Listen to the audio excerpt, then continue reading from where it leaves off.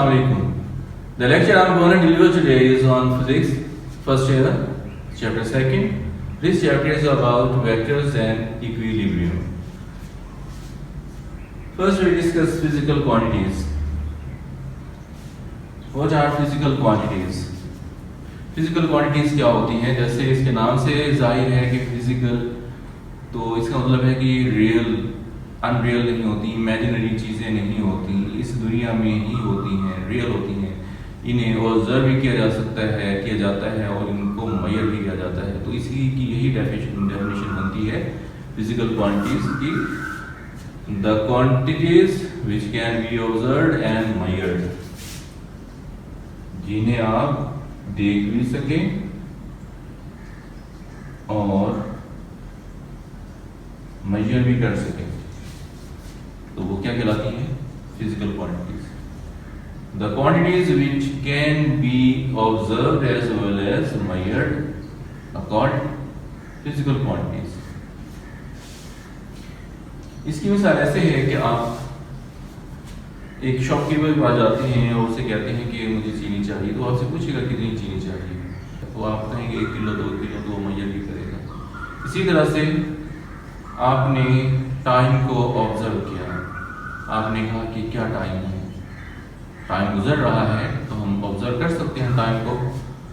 तो टाइम को ऑब्जर्व भी कर रहे हैं कि टाइम गुजरता जा रहा है, और उसको मेजर भी किया जा सकता है कि अब क्या टाइम है, अब 2 बज रहे हैं, अब 3 बज रहे हैं, अब 4 बज रहे हैं। इसकी दूसरी एक डेफिनेशन भी है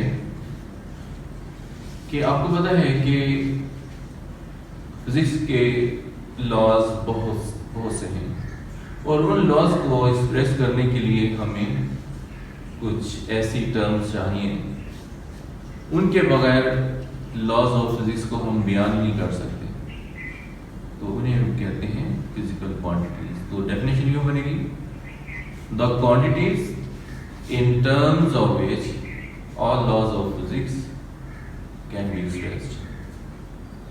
वो क्वांटिटीज जिनकी टर्म्स में, जिनके इस्तिलाह में, जिनके जरिए से all laws of physics के तमाम लॉज को कैन बी एक्सप्रेस्ड, बयान किया जा सकता है, called physical quantities. Physical quantities कहलाती हैं।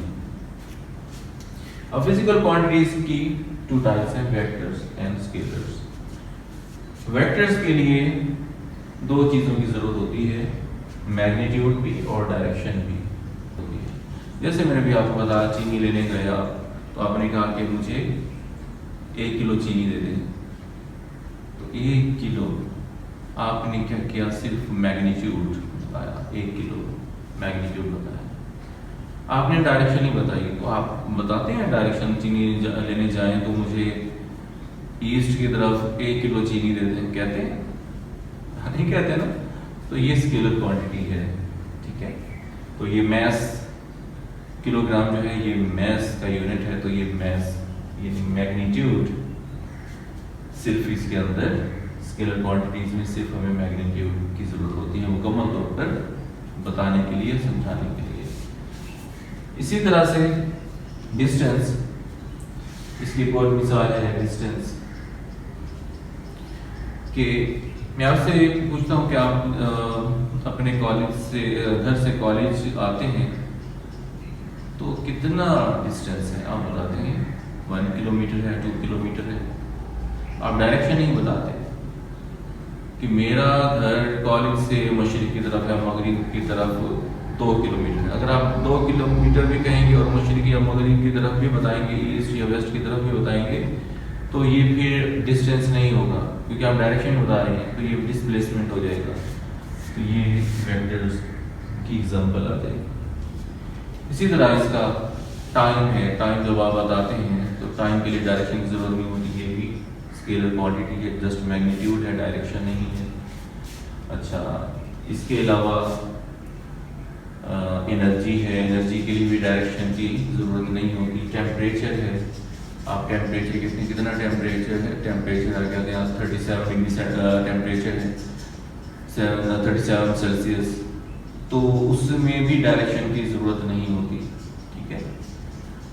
इसी तरह स्पीड है, स्पीड में भी डायरेक्शन की ज़रूरत नहीं होती। आपकी स्पीड से बस जा रही है 100 किलोमीटर पर आवर की स्पीड से जा रही है, तो ये स्पीड है। स्पीड में क्या चीज़ें हैं, इसमें डिस्टेंस है और टाइम है, डायरेक्शन नहीं है।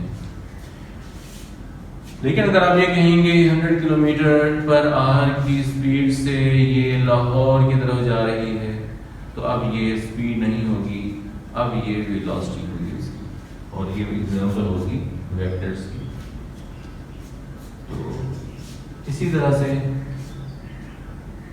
वेक्टर्स की एग्जांपल लेते हैं। फोर्स अगर मैं किसी चीज़ की पर फोर्स लगाता हूँ तो उसकी भी एक डायरेक्शन होगी, फोर्स की भी डायरेक्शन होगी। इसी तरह से टॉर्क है, टॉर्क भी वेक्टर की एग्जांपल है, क्योंकि टॉर्क है अपने जो डोर है आपके घर का, उसे अगर आपके हैंडल से बढ़ के खोलें, वो एक ही जगह पर वो ऐसे घूमता है, तो वहाँ से ये टॉर्क प्रोड्यूस होता है। टॉर्क प्रोड्यूस होता है तो उसकी भी डायरेक्शन होती है। देखिए जब आप डोर ओपन करते हैं या बंद करते हैं तो एक डायरेक्शन में लेकर आते हैं, तो ये भी वेक्टर की एग्जांपल। इसके अंदर क्या चीज़ें हैं, डायरेक्शन भी है और इसका मैग्नीट्यूड भी है। तो इसको हम जाहिर कैसे करते हैं, जाहिर करने के लिए दो तरीके होते हैं। एक होता है सिंबॉलिकल रिप्रेजेंटेशन,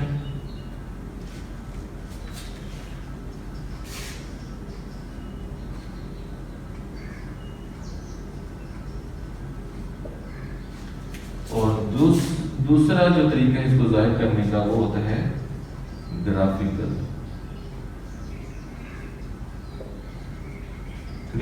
रिप्रेजेंटेशन।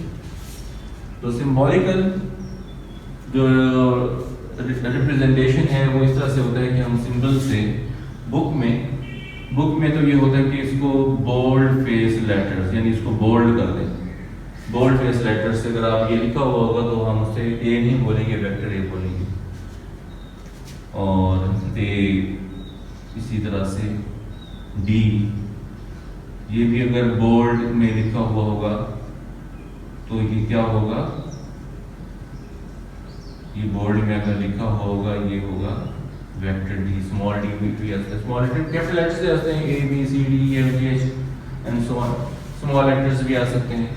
इसी तरह से आर वी, और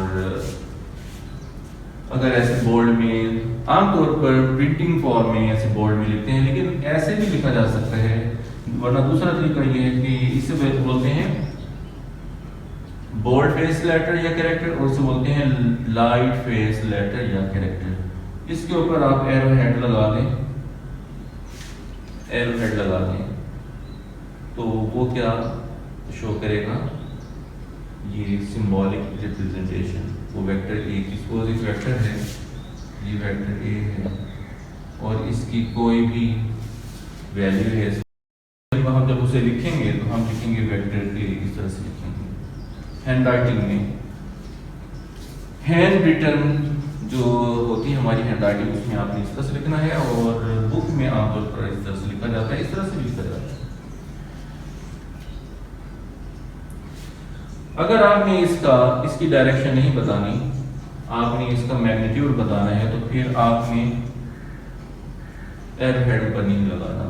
तो एरो हेड अगर नहीं लगा होगा तो वो होगा उसका मैग्नीट्यूड, उसकी मिकदार होगी, उसकी डायरेक्शन नहीं बताई जा रही है। ठीक है, तो इसी तरह से ग्राफिकल रिप्रेजेंटेशन में क्या होता है, इसको रिप्रेजेंट करते हैं डायरेक्टेड लाइन सेगमेंट। देखिए इसे बोलते हैं लाइन सेगमेंट, याद रखिए लाइन सेगमेंट। मैं अगर एरो हेड साथ लगा दूं तो अब ये हो जाएगा डायरेक्टेड लाइन सेगमेंट। पहले था लाइन सेगमेंट, ये है लाइन सेगमेंट, और ये है डायरेक्टेड लाइन सेगमेंट इसे बोलते हैं। यानी लाइन सेगमेंट कहते हैं लाइन का एक टुकड़ा, और डायरेक्टेड लाइन सेगमेंट कहते हैं जिसकी डायरेक्शन भी हो। ऐसे लाइन का टुकड़ा, ऐसी लाइन का छोटा सा टुकड़ा जिसकी एक डायरेक्शन भी हो, उसे बोलते हैं डायरेक्टेड लाइन सेगमेंट। तो ग्राफिकली हम डायरेक्टेड लाइन सेगमेंट से इसको रिप्रेजेंट करते हैं। और उसका क्या होता है, उसकी जो लाइन सेगमेंट है इसका, देखिए इसके अंदर क्या है, दो चीजें हैं। एक तो ये चीज है लाइन सेगमेंट है, और ये चीज है खाली एरो है। जो लाइन सेगमेंट है ये आपको बताता है मैग्नीट्यूड बता रहा होता है, लेकिन डायरेक्शन ही बताएगा। डायरेक्शन क्या बताता है, ये एरोहेड बताता है। तो ये आज का आपका टॉपिक कंप्लीट हुआ। कल इंशाल्लाह नए टॉपिक के साथ आएंगे। अपना अपने घर वालों का, अपने रिलेटिव्स का बहुत ख्याल रखिए। Take care. अल्लाह।